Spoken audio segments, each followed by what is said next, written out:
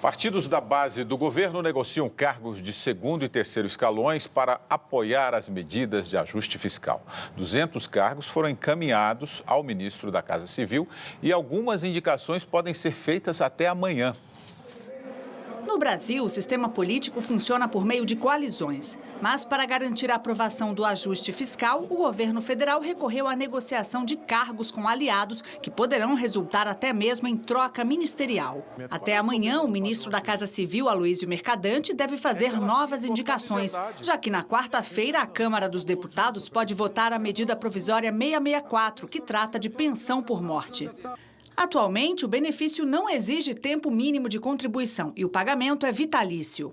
A proposta do governo pede 2 anos de contribuição e o período de pagamento vai depender da idade do beneficiário. Quanto mais jovem, mais cedo expira o benefício. A primeira medida, que endurece as regras de concessão do seguro-desemprego, foi aprovada na semana passada. Vivemos numa situação muito peculiar, porque nós temos um governo impopular propondo e adotando medidas impopulares. Isso não é muito comum. Numa situação como essa, os partidos ganham força. Os parlamentares têm mais poder de barganha. Mas as nomeações ligadas ao PDT em cargos de segundo e terceiro escalão foram suspensas. O motivo foi o comportamento dos deputados federais do partido na votação da primeira MP do ajuste fiscal. Nenhum dos 19 parlamentares votou a favor do governo. E especula-se que o ministro do Trabalho, Manuel Dias, que é do PDT, possa ser demitido para servir de exemplo. Quem vota com o governo tem prioridade nas indicações. Não concordo com isso aí. Tem que ser avaliada a competência da pessoa e não o estreitamento pessoal que tem com o governo. O CEAGESP é um dos maiores centros atacadistas de alimentos do mundo e movimenta cerca de 4,5 bilhões de reais por ano. A presidência deste órgão, claro, é um desses cargos cobiçados e está na mira de muitos parlamentares. Vinculado ao Ministério da Agricultura desde 1997, o CEAGESP é presidido por Mário Maurici de Lima Moraes, indicado pelo ex-ministro da Secretaria-Geral da Presidência, Gilberto Carvalho. Quem estaria no páreo para indicar o sucessor de Maurici é o deputado mais votado do Partido dos Trabalhadores em São Paulo e ex-presidente do Corinthians, André Sanches. É uma forma de explicitar o toma lá da cá. Então, o que devia ser um alinhamento através de projetos, fica um alinhamento através de interesses menores. Seria pedir demais no atual Brasil uma coalizão entre os partidos, Ayrton, em torno de um ideal? É isso que eu estava pensando agora. Por que a gente não tem aí uma articulação de partidos em torno de programas de governo? Não é? Sem falar de nomes. Depois, cada partido escolhe o seu melhor quadro para levar aquele programa para frente. É assim que deve ser feito. Você tem o seu partido, eu tenho o meu partido, eu tenho o partido dele, a gente se une e elege um presidente da República. É do partido X, é do seu. Bom, o que meu partido pode participar, o que pode participar?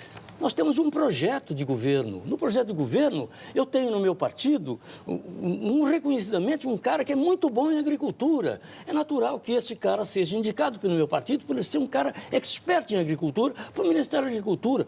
Mas isso não acontece. O que está acontecendo hoje aqui é uma negociação de cargos. Cargos onde vários cargos que dão mais lucro, onde dá mais poder de dinheiro. Não é verdade? Dinheiro para financiar eleições ou reeleições. Então, isso é o que há de pior na vida política do Brasil no momento. É esse tipo de negociação em torno de uma composição de governo.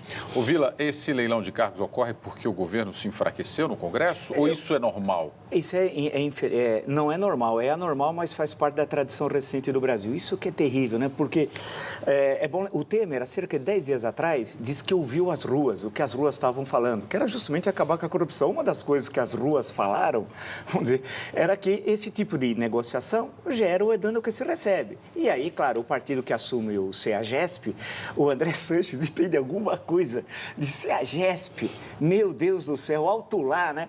Eles vão usar a grama do estágio. A grama, provavelmente como foi não? professor. Né? Como naquela grama, tem a grama. Então, ele vai escolher um tipo de grama São Carlos, grama isso, grama aquilo, para levar para lá. Ou seja, a grande questão que se coloca é para usar o cargo para pegar dinheiro, para caixinha e fazer negócio. Em outras palavras, essa negociação de cargos que ocorre é para roubar, agora é para ser também justo. Isso não ocorre só na esfera federal. Isso ocorre nas 27 unidades da federação e ocorre nos 6.500 municípios brasileiros, em quase todos eles. Ou seja, você faz esse tipo... Ou você começa a mudar isso e, pelo jeito, tão cedo não vai mudar. Tem coisas que, sinceramente, não é ser pessimista, não, mas é que algumas coisas não tem conserto. Quer dizer, ou a gente muda o regime, porque num regime parlamentar, esse tipo de negociação passa a ter um outra componente. Você faz essas coalizões citadas anteriormente pelo Ayrton, mas quando aparece uma caso de corrupção, aquilo derruba gabinete. E no presidencialismo, uma crise vira uma coisa única, impeachment e tal. No parlamentarismo, é a coisa mais comum a substituição de gabinetes. Então, eu acho que essa é uma triste tradição recente. Eu acho que isso começou com a redemocratização gozada. Nós imaginávamos que construiríamos, eu imaginava, ao menos, construiríamos um país plenamente democrático, mas é bom lembrar que o Sarney conseguiu um mandato de 5 anos, fazendo em larga escala a distribuição de concessões de rádio e TV, né? Olha aqui, o Diogo Moba aqui pelo Twitter. Pacto entre partidos, nem Itamar, pós-queda do Collor, tentou e não conseguiu. Precisa de uma reforma geral. Precisa de uma reforma geral?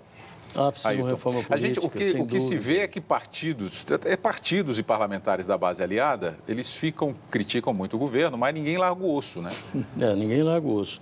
O duro é acreditar que este Congresso possa legislar de uma forma altiva, soberana, competente, independente, em torno de uma legislação para o país, em qualquer área.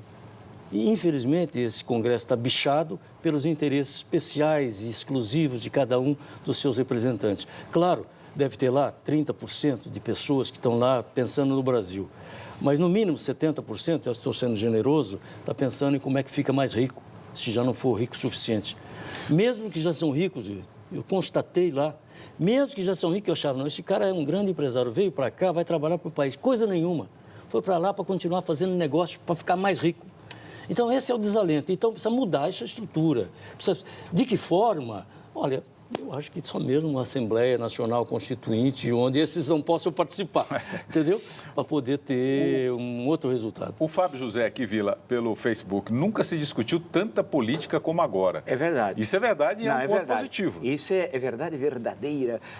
Nunca se discutiu tanto. Agora, o que nós precisamos discutir é os conceitos corretamente. É uma intervenção que eu estou tendo uma divergência com um maluco aí, é um embusteiro, porque antes você tinha um louquinho do quarteirão. A internet transformou o louquinho no quarteirão num louquinho mundial. Porque toda cidade tinha, o que o Drummond chamava o poeta municipal e tal. Tem sempre um doidinho. A internet agora todo mundo se julga gênio. E tem gente que nem acabou o ginásio e se julga filósofo até. Não acabou o ginásio. O antigo ginásio, para os mais novos, é um ensino fundamental. Então, é verdade, você tem toda a razão. Nunca se discutiu tanto a política, porém, é necessário conhecer todos esses conceitos. E só quando foi falado do Itamar, para fazer uma justiça, e nós temos que fazer justiça a Itamar Franco governou, fez um governo coalizão, o PT não quis participar e o Antônio Carlos Magalhães. Os que ficaram na oposição foi Antônio Carlos Magalhães, que era governador da Bahia à época, e o PT. E ele governou de forma limpa. Quer dizer, ele é um exemplo nesse sentido e sempre foi lembrado, inclusive pelo Ayrton, quando houve acusação em relação a um dos seus ministros, que é o Henrique Argraves, de suposto desvio, ele se retirou do cargo, foi feita a investigação absolutamente transparente, não foi comprovada nenhuma ilicitude e o ministro voltou ao cargo. Então, só para dizer que, no caso do Itamar Franco, foi possível uma coalizão num momento muito difícil, na saída do presidente Collor, com impeachment, né, numa inflação dos diabos, numa situação caótica. Ele foi um homem não só que pôs ordem na gestão administrativa, como ele iniciou o Plano Real, que mudou a história do Brasil.